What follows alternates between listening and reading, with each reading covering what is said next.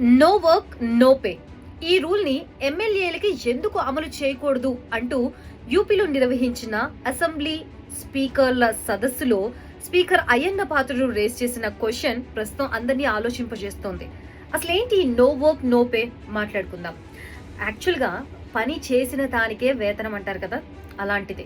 ఇంత కష్టపడి మనం ఓట్లు వేసి ఒక ప్రజానాయకుడిని గెలిపించుకుని మన ఊరు సమస్యల్ని, మన ఊరు అభివృద్ధిని, అలాగే ఇంకా ఏం చేస్తే బాగుంటుంది అని ఆలోచించి అది పెద్దల దాకా తీసుకువెళ్లాల్సిన ఎమ్మెల్యేలు అసెంబ్లీకి వెళ్ళకోకుండా జీతభత్యాలు ఏ విధంగా తీసుకుంటారు? కరెక్టే కదా. ఇదే క్వశ్చన్ రేస్ చేశారు అయ్యన్న పాత్రుడు. చూడు, మా ఊరు గురించి మా ఎమ్మెల్యే ఎంత డైనమిక్ గా మాట్లాడాడ్రా. ఆ స్పీచ్ చూస్తుంటే వా అనిపించింది కదా.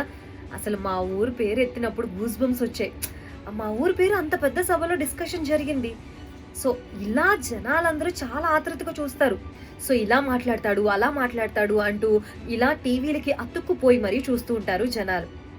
అలాంటిది అసెంబ్లీకి వెళ్ళకపోతే ఎలా? సో అలా చేసే వాళ్ళ కోసమే ఈ no work no pay rule అమలు చేయాలని, లేదంటే పబ్లిక్ నుంచి ఆ ప్రజాప్రతినిధులకి ఒక రీకాల్ లాగా ఉండే రైట్ పబ్లిక్ కి ఉండేలా చేయాలి అని చెప్పి అయ్యన్న పాత్రుడు అంటున్నారు. దీనిపై మీ అభిప్రాయం ఏంటి?